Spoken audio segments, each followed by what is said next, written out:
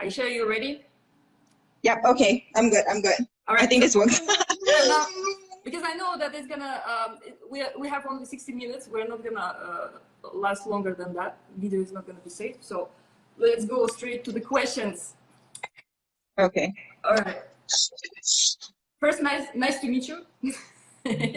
Likewise, finally, after speaking with you for so long. Yes, and welcome to my live show. So let's talk about your Arabic journey in general. So if I'm not mistaken, you started learning Arabic after you got married, right? Somewhere like circa 2015, 2016, something like that, or earlier. And then when the baby arrived, were you ready for the kid? Were you ready to speak with the kid in Arabic? Were you fluent or not yet? Definitely not at all. So I guess, just a bit of a background how I even got started with Arabic and why Arabic.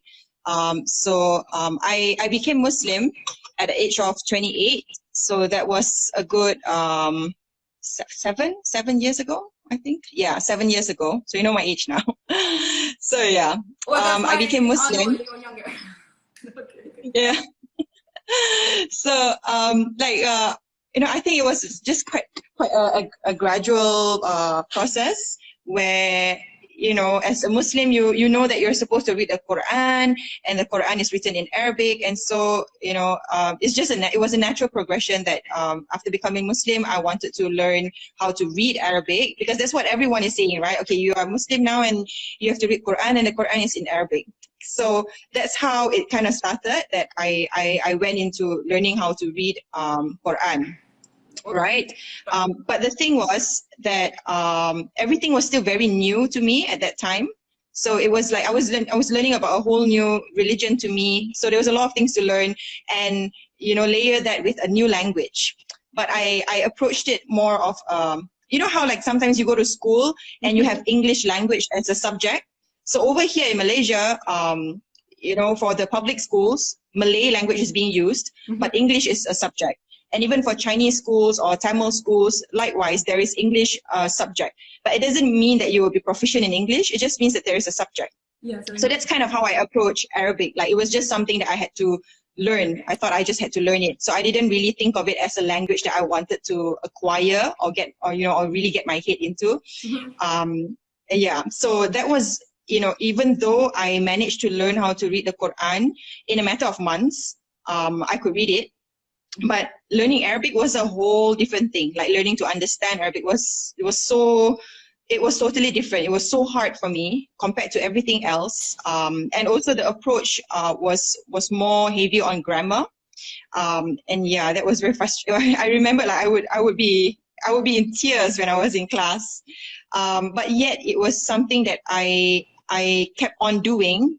Even though I wasn't really into it, I still kept doing it because I didn't want to like start all over again. Because everyone was saying that, Arabic is so hard that once you start, if you stop, you'll have to start all over again. And I just didn't want to go through that nightmare. So I just kept at it. So after I had my baby, definitely, I had no plans to speak to the kid in Arabic or anything like that. I just continued on with my lessons. It was just once a week. I was very slow. It was just very casual. I would just go to class. Attend the class. But after that, I wouldn't really do anything. So that was how it started out. How did you take it with the kid? What was the transition between those 1 week classes and full-time? Yeah. So despite the fact that I still kept on with a once a week class, for the longest time, I would say like for 6 years, that was what I did actually, just a once a week class. But what changed was that I had a much stronger reason for learning Arabic, right? So I told myself, yes, it's a hard language to learn, but I need to go back to why I'm learning it in the first place. And also I need to learn to love the language. I can't think of it as why is it so hard? Why does it have all these rules? First and foremost, I have to learn to love the language. And I tried to make more connection with the language, with people who speak the language. For example, like my teacher at that time, she was from Syria, so like having that relationship with people, that really helped as well. Getting into, you know, the food, those kind of things also helped. But yeah, so gradually my Arabic got better. And my husband was like, you know, we want Arabic to be a strong language at home. But I'm like, but I don't speak Arabic. So how are we going to do that? My husband speaks Arabic. Yeah. Yeah, so my husband speaks Arabic, but you know, the kids are with me most of the time. So like, you know how people say one parent, one language? I knew that wasn't going to work for us. Yeah, because even if my husband spoke 100% Arabic to the kids, how much of the time that he actually spends talking to the kids compared to me, right? Luckily, so yeah, sorry. So you decided like to embrace the... Yeah, I mean, you know, I agreed with him that, you know, Arabic should be a household language, and I just used what I knew. So I only knew like very simple words and commands, and I just threw it in there. Whatever I knew, I just threw it in there. And at the same time, when the kids are very young, you don't really know what to say to them. And especially when I was a new mom, it's like, okay, what do I say to a 1-year-old? So, like for example, if, you know, instead of asking him like, do you want water? I would say, do you want ma? Because ma is water. So I just, you know, putting those words here and there, plugging it here and there, and yeah, just very, very simple commands. So for many years, it was just basically like that because I was very apprehensive about speaking. Yeah. So, but when it moved to the like full-time job for you? Like, okay, when your fluency grew, or when you just decided to make one more reevaluation of like... I guess there were two transition points. So the first transition point was like was 2 years ago when I realized that there isn't a lot of, how do I put it? Like, you know, over here, especially whenever we think of Arabic, we just think of sending the kids to a class, right? They just send them to a lesson or hire a teacher. But the thing is, when you're dealing with toddlers, 3-year-olds, 4-year-olds, you can't find a class for 3-year-olds and 4-year-olds. They are usually for 6, 7-year-olds, right? And I was like, I can't wait until my kid is 6 years old just to learn very basic Arabic. So maybe I have some basic Arabic. What if I taught, you know, my kids just those basic Arabic, and maybe by the time they're 6 or 7, they don't have to start from the letters. They don't have to start from single words and very simple sentences. They probably already have a bit of knowledge. Even if I can't take them all the way to a high level of Arabic, but I can teach them some basics, whatever I know. So because there were no lessons for kids that age, I decided that with a friend, how about if we start a play group?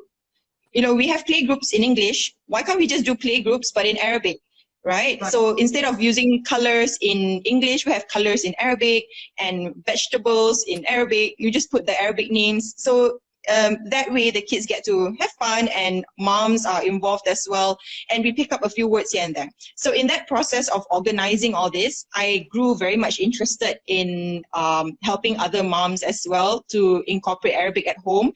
And also, when you are setting up these kind of things, you also learn more and more words and phrases that you can use with kids. So that kind of grew from there. So that was that like 2 years ago, it kind of started this interest of having a community of moms and kids, you know, just learning Arabic together, whatever we knew at that time. Yeah. And then this year in particular, I think you know, it was when I really went full-fledged. It was this year, because I got very frustrated with myself, because my husband was like, you know, Arabic is easy, you just have to speak it.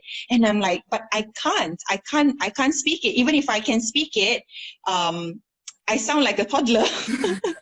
I couldn't hold a proper conversation with someone. I knew a lot of words, but they were just words, not stringing them into sentences. That was very hard for me.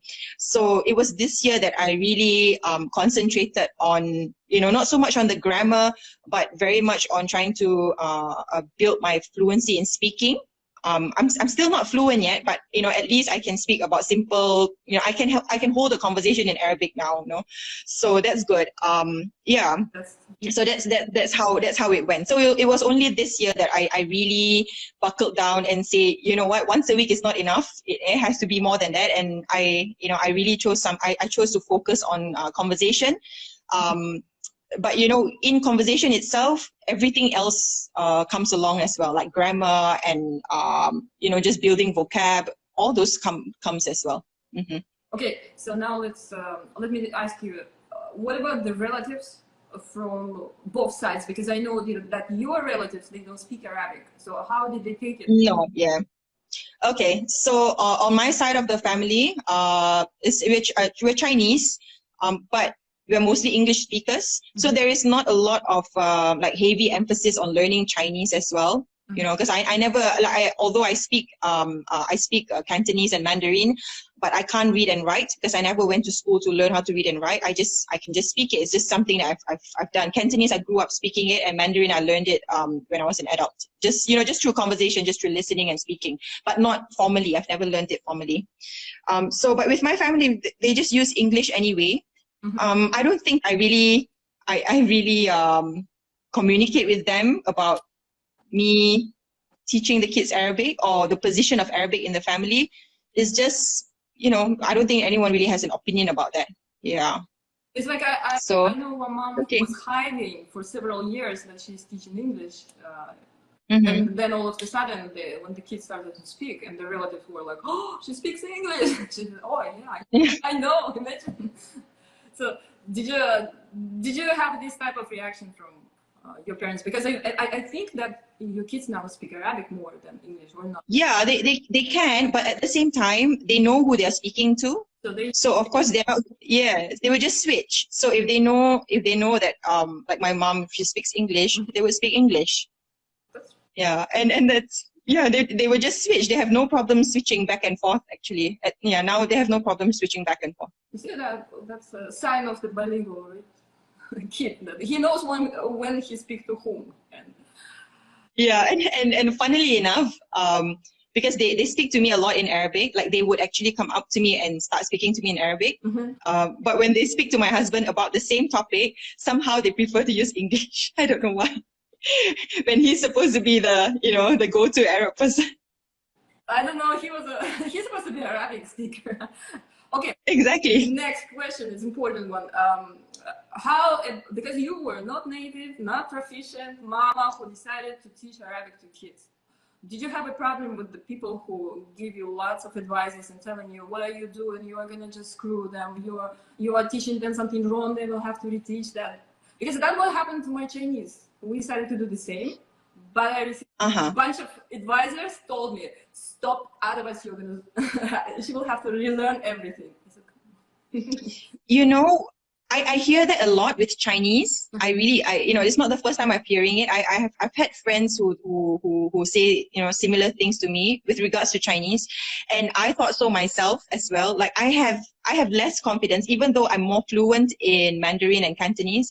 I'm more apprehensive to teach the language myself because I know that my tones are all off. Like I can be understood. If I speak it, I can be understood, but my pronunciation and my tones are not accurate. And because Mandarin, for example, it's like Mandarin and Cantonese, they are very specific to tones, and the pronunciation is very specific. Whereas Arabic is actually easier in a sense that it's phonetical. So like, because I can read Arabic and having learned how to read the Quran, my pronunciation is okay. Is good. I would say it's considered good. So yeah, I actually feel more confident with my Arabic pronunciation than my Chinese pronunciation, even though in speaking, I'm more fluent in Cantonese and Mandarin. If that even makes sense. Yeah. So I guess with Chinese? Sorry? Do you advise me to stop teaching or learning Chinese together with the kid? Right. No, of course not. I think we, at the end of the day, we kind of have to use what we have, right? But if we, for example, if we don't have access to like native speakers with very good pronunciation, but we want to give the kids a head start, then, well, that's what they're going to get, if this is the level that we are at. Yeah, it's better than nothing. Before, That's what I feel. before pronunciation, there is a huge amount of this one word vocabulary, right? You have to know before even pronounce that. You have to be exposed to those words. I think this, like, I'm not doing harm by just teaching words, whatever pronunciation, and she will figure it out. I hope, maybe. Right? Yeah, and honestly, being a person who can't pronounce it, not to say can't, is because I've learned Cantonese and Mandarin purely from hearing, right? Hearing and speaking. So I didn't know the tones or pinyin or those kind of things. It was just purely hearing and speaking. And so if I'm able to communicate and people can still understand me, I guess I'm all right. Like, I know it's not accurate, but in context, when you're speaking it, if you have the vocab and you speak it, people can understand you. Exactly. So it's not that horrible. I survived, going to China and Hong Kong. I survived. We might go someday. Yeah, Because, so I would say, just stick with it. To learn English from books. And I had no access to anybody else for more than 10 years. It never stopped me. Yeah. I mean, I didn't know that I will end up in the country, that English-speaking country. My pronunciation was bad, and now, no, back then and now. so what? Well, you can be understood. I guess, a lot of times it's about communication. It's just, it's communication. I think you would recommend, if parents want to learn some language that they don't know, they can go for it, right? Yeah, of course. And you can learn alongside your kids. Like, sometimes, especially when we have kids, our vocab tend to gear towards what the kids like. Yes, exactly. And we end up, like, for example, I know a lot of animals in Arabic just because that's what my kids like and that's what we read. Whereas maybe if I were to learn just with adults, I may not build that vocab and I may not be able to use it with my kids. So there is a lot of benefit. And as well, like kids, you talk to them all the time. Another benefit I see that when it comes to like using language with your kids is because they need simple language. Even in your own native language, you would use like simple phrases. You wouldn't use complex words. It's going to be a lot of repetition of day-to-day things. Like, how many times are you going to say, sit down? How many times are you going to say, pick up the books from the floor? So you get a lot of chance to repeat yourself. That's natural. You will repeat yourself. And that's good, because you improve in your own learning. At the same time, the kids pick it up, because if the kid hear you say it like so many times in a day and every day, they're going to pick it up. And I noticed that with my kids as well, even because my eldest, he's 5 now, but he had a bit of a speech delay. So he didn't really started to speak until he was like maybe 3, like 2.5, 3, like at 3 years old, he wasn't really making full sentences yet. So at 3 years old? Yeah. Yeah. He wasn't really making full sentences yet. But I feel like, that also didn't stop, although like the nurses, when I took him for a checkup, the nurses were saying, maybe you have too many languages, but it's actually just 2 languages. And they said, maybe you should just stick to 1. But if anything, I realized that having multiple languages, it allowed him to choose how to express himself. Like, he had more words to choose from, So, like, as long as I could understand him, yeah. Wait, so you say that was almost like official diagnosis that he had a speech delay? No, there was no official diagnosis, but it was very obvious. It was very obvious. I tried to look into like speech therapy, but just the idea of having to, bring him for therapy, and I just tried out some of the suggestions on exercises, and it seemed to work. Like, I saw improvements. So I just kept at that. Yeah. And now, it's okay. Like, even in terms of expressing himself, I would say that maybe there are some 5-year-olds that are like even more, expressive with language. But it is what it is. He's very good at expressing himself right now. But I would say compared to maybe some other 5-year-olds, maybe some other 5-year-olds sound more mature, for example. And he still has some, like, he would still make some language mistakes that maybe other 5-year-olds may not. Yeah. No, but the point is that he became bilingual anyways. Yeah, exactly. But not proficient in the both, like in the expressive language so far. But boys are typically a little bit slower compared to girls. Yeah, perhaps. So that's a good sign. So whoever was afraid of a speech delay, no such thing. They just they start later speaking two languages, I guess, because I've heard that from many parents. Like better later two than one faster, something like that. Yeah, but that only happened with my firstborn. With my second, because with my second he had two languages as well. Of course, because he came later, so my proficiency was a bit better by the time he needed to learn how to speak. But he learned to speak much earlier, and he could string sentences much earlier. And honestly, I didn't really do anything different. I just talked to them as normal.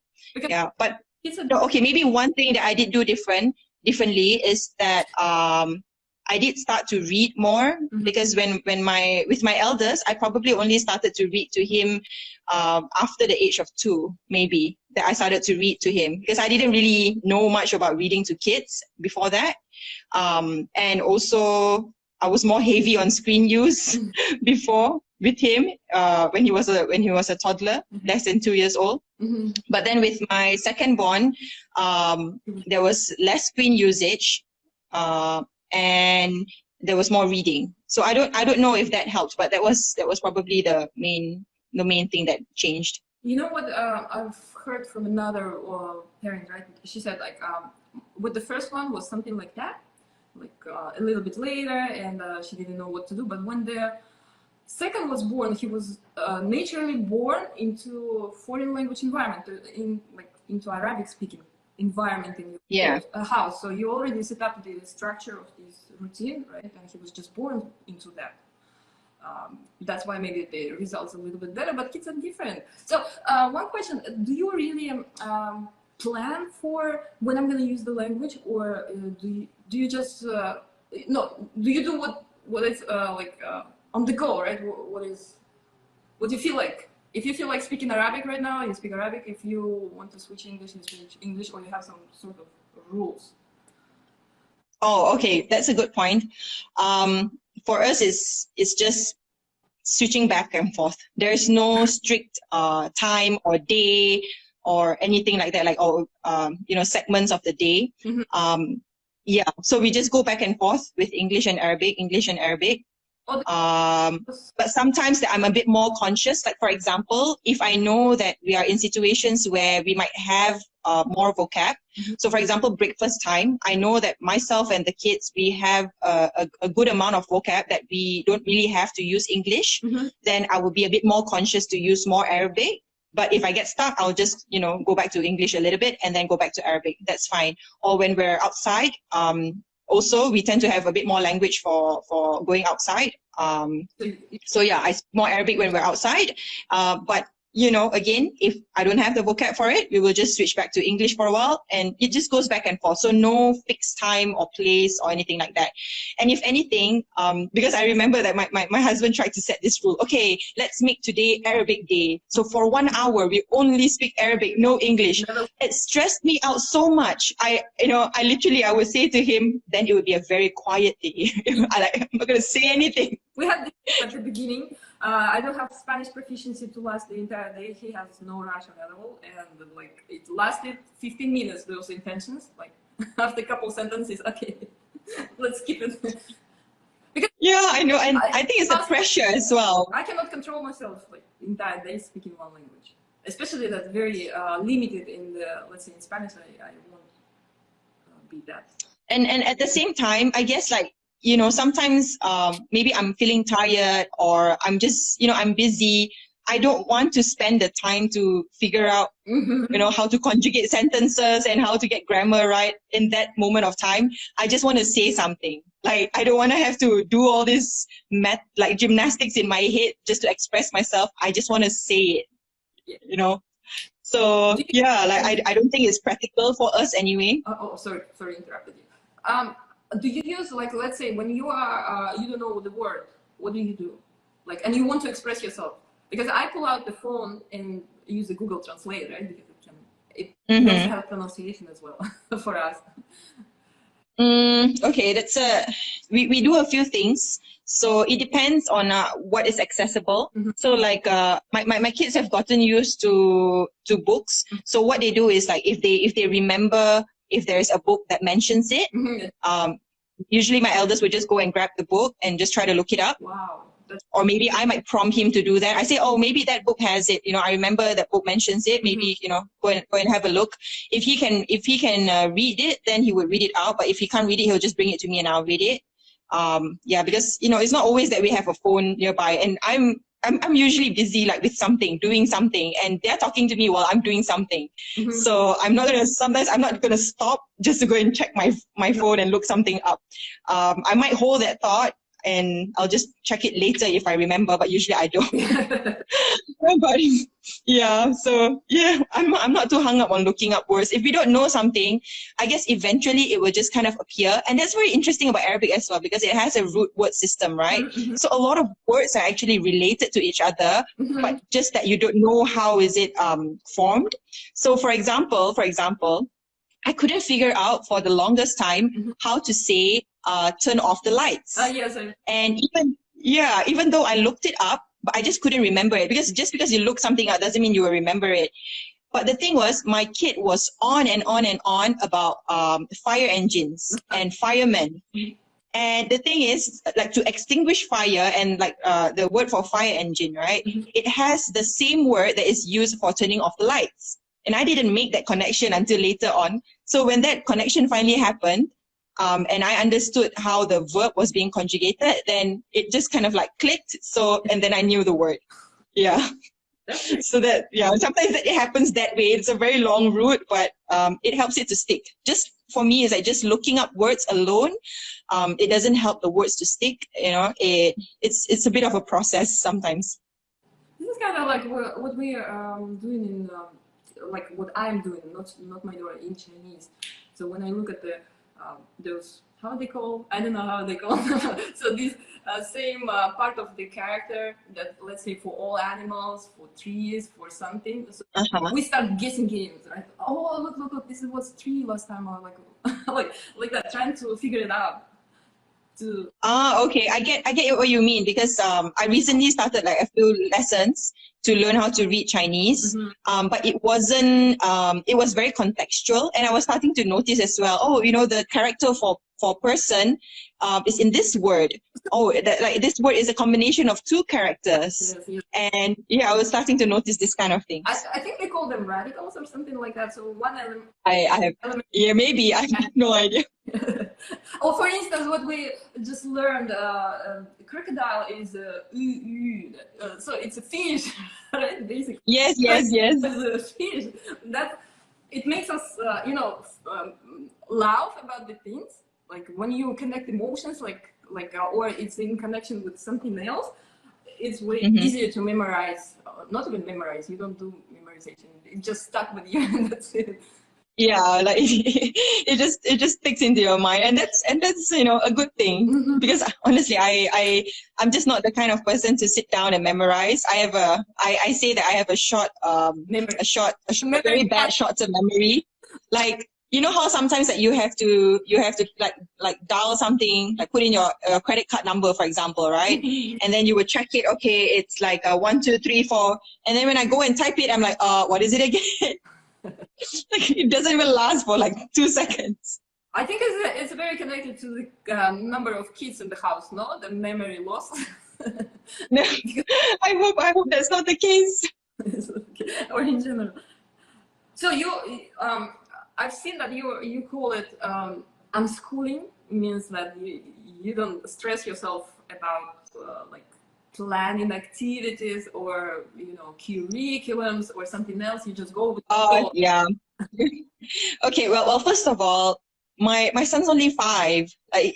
You know, I feel like 5 years old, I'm gonna let him off the hook for a while, because I can't really quote, you know, from which philosophy this is, but generally I take the approach where, like, we don't need formal education until 7 years old.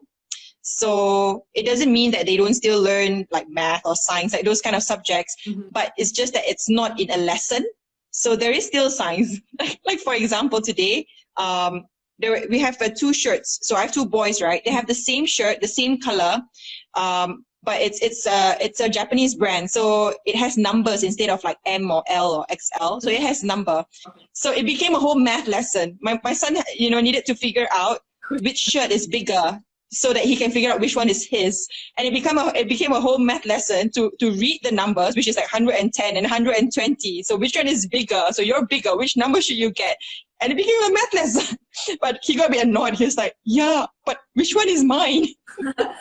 So it's called teachable opportunity, right? So you just see the situation and like... Exactly. You just, every day is a learning process. Like even in like doing laundry, he has to know sequencing. He needs to know which step first and which step next, and which button to press. There's reading involved in pressing buttons, because he needs to be able to figure out which button to press and what does it say, which number for the load. Yeah, so I consider all this as part of learning as well, even if it's not an actual lesson. So safe to say, with Arabic as well, we actually haven't done any lessons. Yes, I did like play groups and stuff like that, but it was really just to have fun. But at home, it is very much just reading and interacting. We use some programs online, but they're not lessons. It's mostly on interactions, a lot of interactions and reading. That's about it. So there's no worksheet or nothing. There's no planned lesson or worksheets, nothing like that. Okay. Just because I'm just not bothered. No, that's a good point. Yes, I agree with you. It's like I'm also not into like preparing, like those sensory trays or something like that. This is you know what is sensory? When they eat their food. That's with hands. That's part of sensory. When they're outside playing, in nature. They're digging into sand, they're scratching at the tree, they're feeling the seeds and the grass. All those I count that as sensory. Yeah, and no, because the Instagram has kind of like different perspective on this topic, right? They like make it really fun. Yeah, but honestly, that's like a whole other conversation, and I've definitely been in that trap where I feel like I need to do all these Pinterest activities, only to be very disappointed because my kid would do it for 2 minutes and I took 20 minutes to prepare it. Yes, exactly. I figured that the taking outside is the best learning opportunity. Yeah, like even I feel calmer when we're outside. We spend a few hours. How many hours? 4, 5, 6, like about 3 hours in the park earlier today. Yeah, we're just outside. All right. So I just explained my perspective. With our Chinese, I feel like I'm the one who really pushes her through the process, because with teacher she behaves like a mess, just doing what she wants. But the progress happens when I actually start playing with her, train her, whatever. Right? Whatever little time we spend together is more useful rather than hours with the teachers. So this is what you say we have a little bit different perspective. Do you think that mothers, they have to be a little bit like more, like their level of language should be a little bit more than the kids, or learning together is also the option? Or what do you think about that? Okay, that's an excellent question. You see, you can only go so far if you are learning at your kid's pace. You can only go so far, because what would happen is that maybe you are just learning words here and there, but maybe you're missing the grammar. Maybe you are missing the contextual understanding. So I feel that for example, as much as I'm very casual about things, I'm also very conscious about grammar use. I don't sit down and teach them grammar, but in Arabic, there are a lot of like pronouns, for example. You use different pronouns for the number of people and the gender, and whether is it a command or is it past tense and present tense. So how are you going to, in a feminine, masculine, changing the colors from ahmar to hamra just because you're talking about a car, for example? how are you going to express all this and know how to use the language correctly with the kids if you don't know, you know, these kind of things? So you and has to yeah, right? you need, I feel that you still need to. So like for me, like I do feel that because I know it, so I'm able to guide the kids. So even if I don't do a lesson or explain to them like how I would explain to adults, but I can model the correct use. So that's what's important. So, you know, if for example, if let's say my son is talking to me, right? And he's using the masculine form of the verb instead of the feminine form, right? And it's different. So, you know, at least I can guide him on that, and he learns from that, and the next time he's able to use it correctly. Yeah, and so this happens a lot, that I do have to consciously guide them with this kind of things. Mostly it's through modeling and examples and yeah, but it's very conscious. It's not just, so, you know, it's not just throwing words out. Let me interrupt you. So that's why you created that mother supporting group, right, for Arabic learners. Yeah, so that's why. And honestly, I'm not a very good entertainer for kids. Like it really sucks a lot of my energy out. I know like some people have that energy to you know, be very hyper and entertaining with kids. I'm just not that kind of person. It really makes me tired. Even with my own kids, you know, you think I'm here doing fun stuff with them. No, I'm just sitting down and just talking to them. No, I'm not sitting down, but laying down. Yeah, lying down too, especially when I was pregnant. I was just like lying down most of the time. Like I read and I lie down at the same time. But yeah, like I don't you know, I don't actually entertain my kids that much. I just talk to them. But yeah, so I'm always you know, trying to like encourage the moms to learn, because especially when it comes to Arabic, it isn't just about our kids learning. It is, you know, there is an obligation for us as adults to learn as well, even if we may not reach a very high level in our lifetime, because, you know, some people say that learning Arabic is a lifetime thing, like you can never learn enough. But even if we don't reach a high level, we still have some sort of obligation to learn the Arabic language, because we want to, because it is part of our religion, you know. We use Arabic every single day, throughout the day. And, you know, adults, we are using it every day, but a lot of us don't understand it. Yes. So, you know, we ourselves, we have that obligation to learn Arabic language. So yeah, we have to. Majority of my moms, right, whom I talk to periodically, they say that, you know what, I have a 2-year-old kid who doesn't sleep at night, or I have to wake up 6 times per night. He yells all the time. I'm underslept full time, like for several years already. I haven't seen the pillow properly. And I wish I could raise my kids, whatever, lingual, right? But I physically cannot. What is your advice? Because you have 3, I cannot imagine 3 kids, especially like, but there's so small at the same time. There's no whole like madhouse. So what do you? Well, you know what's ironic is that when I had 1 kid, it was hard, and I'm doing so much more now with more kids than I did when I had only 1 kid. And now I'm telling myself, you know, I'm like beating myself up, like I should have and could have done a lot more when I had that 1 kid. Because honestly, yes, we all of our situations are very different, and we all have commitments and responsibilities and whatnot. Okay, undeniably so. But if we always look at, I don't have time, I'm too busy, I can't do it. If we are going to look at all the negatives instead of finding, you know, then we're not going to do it. You get what I mean? So yeah, you just have to make use with your situation. And another thing is that I guess a lot of people, when they visualize language learning, and especially maybe it's, you know, Instagram's fault, I don't know, they think of it as you know, you get quiet time with your coffee and your notebooks and your nice pens and maybe some I don't know, like essential oil diffusing and relax. But the reality is I am, I have kids climbing over me. How am I supposed to study? It's just something to live with. Let go of the expectations. I can't write notes. I can't write notes because my kids would take over my notebooks and they will steal my pens. They will wreck my notes. So I just don't take notes, and I have to live with that. I can't, it's just not part of my learning. So what can I do?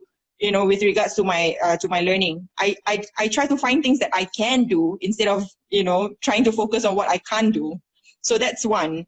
And also you can find pockets of time. If we can find pockets of time to okay, another way that I look at it is I look at language learning as a self-care for myself. It's my self-development. It's like my thing to do. So if I can find pockets of time to scroll through Instagram, I can find half an hour to watch something to learn, or do an italki class, for half an hour. You can find time for it. It's not impossible. You just have to let go of the expectations that it's going to be perfect. And at the same time, I try to tell myself, if I'm going to wait until I have free time, right? By that time, 10 years has passed. My kid is 10 and he doesn't know any Arabic. I don't think I want to live with that. I just have to make do with the whatever our situation is right now. It's not perfect. It's not ideal. It might be slow. I can't study like how full-time students can study. I just do it. Yeah, it's not perfect. You just have to accept that fact that it's not going to be perfect. You just do it. And the amazing thing is that, especially this year, when I said that I really buckled down to learn Arabic, my kids learn as a result. So I didn't teach them directly, but them just seeing me learning, it enables me to use more Arabic with them. And they are also listening when I'm having my classes because they're always around me. When I'm having my classes or when I'm reading books to them, but I'm learning at the same time. When I'm watching something, they're also watching it. It may be a lesson, but they may not exactly be sitting in front of the screen, but they're listening to it as well. Yeah. This is a passive exposure. So. Mm-hmm. Well, that's a good point. Instead of teaching kids language, maybe mothers should concentrate on themselves and teaching their part, right? Yeah, that's one. But I also have to add that I know a lot of people as well that they learn Arabic for themselves, but it doesn't translate to their kids. Sometimes it could be because maybe their kids are of a certain age that they are not really receptive anymore, especially when they're older. They kind of they've already decided which language they prefer. So that could be one. Yeah, but yeah. Because it's a matter of how you do that. With toddlers, you do one thing. With older kids, you do another thing. It doesn't mean that they are lost just because they are It's not. Yeah, it's definitely not a lost cause. You just have to find the right strategy. And I've come across people who are very fluent in Arabic themselves, even native speakers. But they have trouble having their kids speak Arabic or be interested in Arabic, and perhaps it's just they haven't found the thing that motivates their kids to use the language. Yeah. So there was a question like, what strategies do you use to incorporate language into everyday life? Well, you answered right? This is like no strategy. It's just as it goes. Yeah, it's honestly there's not much strategy. But if there's one thing that I would say is to be very intentional, is to be very intentional. Like whatever you do, you have to be conscious about it. Like you can't just be passive and expect them to learn, right? Like some people might think that you just put some shows on and maybe they'll learn something. I'll send them even if you send them to a class every week and they think that let the teacher take care of it. Oftentimes they would just go to the class and then come back and nothing, and you send them for 2 or 3 years and you still see very little progress. And this is happening with kids who are going to school and they have Arabic as a language. They're not making a lot of progress. And a lot of Malaysians actually they do learn Arabic in school as a additional subject, and then they would spend years and years learning Arabic, but they don't come out of it being proficient. Yes. Yes. So it's you don't see the I just feel like language, it has to be very active. Language has to be active. You can't just study it. You have to use it. Yeah, that's very important because a lot of people, they can be very, very good in grammar, for example, but it doesn't translate to their speaking. Yeah. Tell me like one thing, because you wrote it down, but I want you to tell other people about this as well. So about the use of videos, the use of technology, use of different things. Why you do that, or what you don't do with that? Do you give them screen time? Like, and if you give them screen time, how do you give that? Is it like just for no reason to do your chores, or it's with a purpose? Okay, tell us. Okay. Good point. So definitely, with us living in a non-Arabic speaking country, right? There is actually very little exposure to Arabic, and there's no communal use of Arabic unless we happen to be in an Arab speaking area. But even then, because what we are learning and using is classical Arabic, so even if you go to an Arabic speaking area, they will be using their like dialects from in different countries. So it's not that similar to classical Arabic. So if you are not in an environment where you're going to be exposed to the language, you somehow have to create the exposure at home. Exactly. And of course, one of the ways to create that exposure is through technology. Okay, and what we actively use is reading platforms. So reading platforms like there are ebooks but with audio. So my kids would they would watch that, but basically it's just words being read, and they're listening to the narrator reading the books. Right, so that's one. With the fingers, well, as it reads. Yeah, it highlights the words as it's being read. So they pay. So it kind of like yeah. So they have that visual tracking of the words as it's being said. So it highlights the words. So that's one. And then, sorry, come again?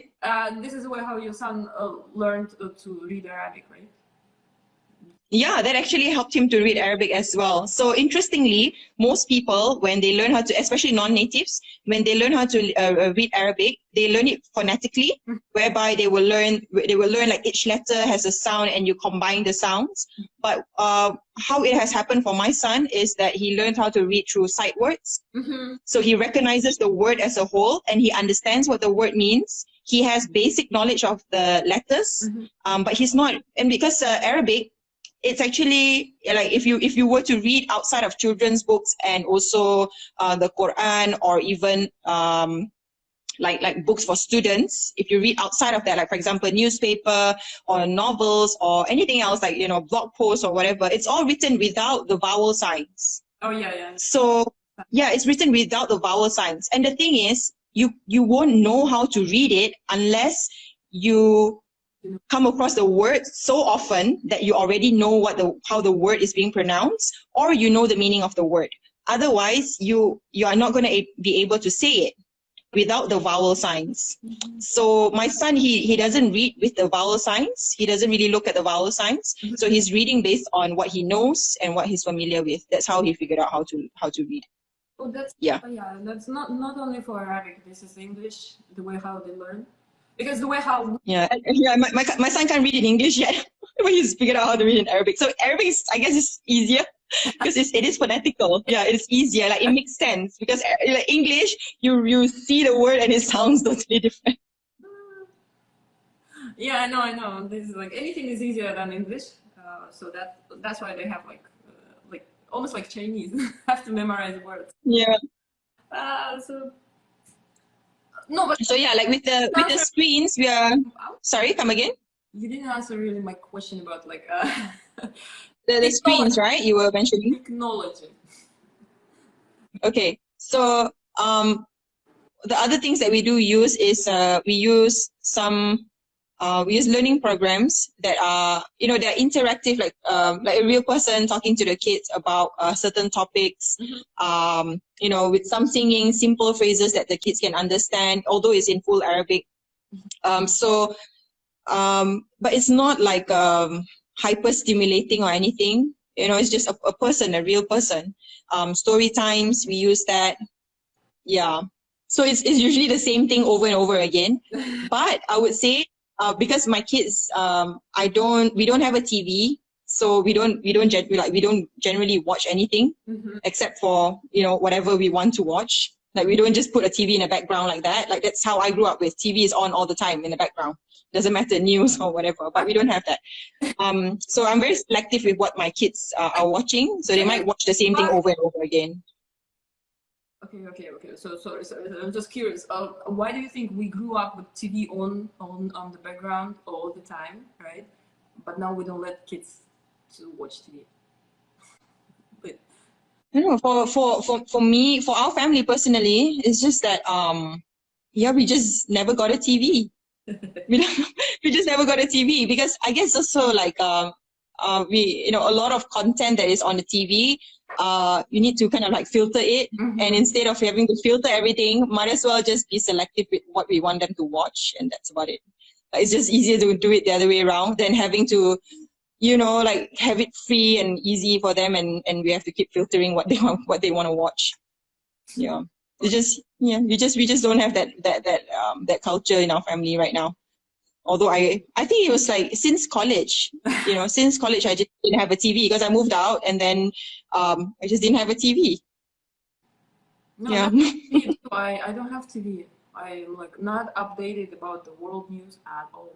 Like, I know. I feel like I live under a rock sometimes. like no clue. Revolutions, like catastrophes, anything, nothing. No, the point is that there's so much garbage, and there's so like advertisements and pushy messages that you probably don't want to get that from TV, right? Because you I know. Right? You take care of your food. You think what I'm gonna eat. This is more healthier than this one. You take care of other things, but when it's up to information, we typically don't filter. We just scroll and click and click. Just consume everything. And I've realized as well, like especially content for kids, it's sort of like designed to be Addictive.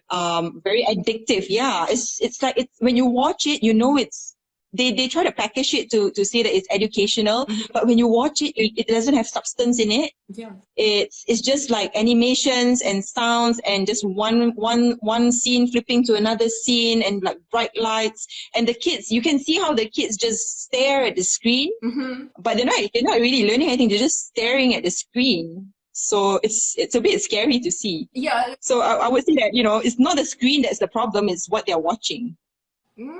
No, yeah, but I think age matters too, because what I noticed for my kid is that she started to pick up the content and with the words only after she turned 4. Before I tested, it didn't work, so she's like just stare blank. She watched and she forgot immediately. But then she started to know what and telling me what she just learned, and then I realized, okay, well, now it is a resource, right? Now I can use it. Yeah, it's the same here. Definitely, I can see my older son. He definitely picks up more now from the like online resources. Compared to my toddler that he's just starting out. Like before that, he wouldn't even, you know, he would just do somersaults next to the screen. He doesn't care to sit in front of the screen. And like I mentioned to you, like my eldest, he kind of had speech delay, right? So under the age of 2, he was watching a lot of stuff, but he didn't say anything. So, you know, I don't think it contributed to anything. It was only after, you know, when we started to read more books and read aloud, and also I started to speak more to him. That's that helped. You know, I think that even if the kid has a speech delay, if it is all about the parents too. How much they communicate, what is the quality of that communication, and the thing about language is only passing from one human individual to another one, not from TV or video or somewhere. So the kids really don't pick up anything, seriously, until certain age, nothing, 0. So but you know what helped with my toddler is because he's the second one, so he had an older sibling to talk to him as well. That helps. Yeah, that definitely. And the third one is gonna be even more advanced. So they have more, maybe because he has his brother talking to him, so he has more language exposure. So it's actually quite cute that now both of them, they speak Arabic, and you hear them speaking Arabic to each other. Why don't you? So they get to practice with each other. I've never heard. I know that you don't like to show the kids, but you can record the chit chat without showing. Yeah, I do sometimes, but you know how when like you try to record something spontaneous and you miss it, like that's the time that you don't have a phone. And then when you try to get them to reenact it, all of a sudden they don't want to say anything. Yeah, I know. So I try, and I do have some videos up, but it's it's not always successful because they don't always want to say something in front of the, like if they know they're being recorded, sometimes they just don't want to say it. Yeah. Okay, I think we are like approaching 1 hour. Like not sure how long is that, but because last time like anything below 60 minutes did not save. So that's. Ah, I see. Okay. If you want to talk more, we can meet again. If people don't mind, but like part two. I had part 2, right? I had like with another girl also. Part 1, part 2. So final advice. Okay, you are not proficient mother. You want to learn language with a child. What should you do? Like in 1 sentence. Oh, that's hard. Okay, it's gonna sound very cliche, but yeah, just go for it. Just go for it. Like don't wait. Don't like try to overthink it. Just do it, and you learn as you go. Like you figure things out. You will make mistakes. You will figure out what works for you, what doesn't work for you. If it doesn't work, just move on to the next thing. It's just no right or wrong, and you're not gonna like damage the kid just because you took on a wrong approach. Really, they're a lot more resilient than that. So just do it, and as you do it, you learn, and as you learn, you get better and you figure it out. I don't have everything figured out, that's for sure. I'm still very much learning. Yeah, you just have to start somewhere. If you're gonna wait until you're perfect, that's another thing. Don't wait until you're fluent before you start, because if you're gonna wait for that to happen, you might miss that. Yeah. Yes, exactly. Like, you know what? I brought Chinese at age of 4, and I regretted that I didn't do that earlier, because at age of 4 they had personality. I mean, she already had personality, and she started to behave, like act out. Right? I don't want.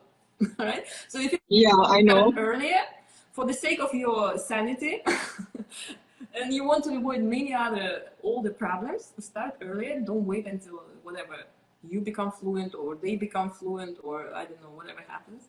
It's just. Yeah, and you can just use what you have. Yeah. Even if you don't have a lot, you have some.